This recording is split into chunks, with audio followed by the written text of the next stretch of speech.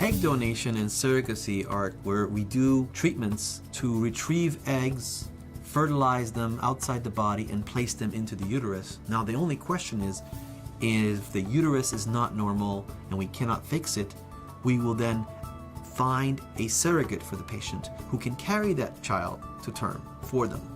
Therefore, they can have a biological child, but have a surrogate carry that. Some patients use surrogacy, for example, because they have a medical condition and they cannot carry a baby, but they can still have a baby. So the surrogate carries that child for them. Some people are born without a uterus. Some people have had hysterectomies because their uterus was bleeding or abnormal and they had to have it removed. So surrogacy is a very important part of the treatments that we provide.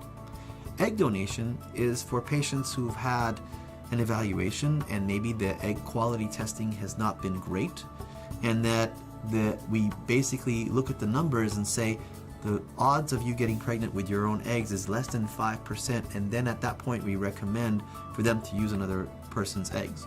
Patients don't have to take our advice. They may choose to proceed with IVF and maybe they'll be successful.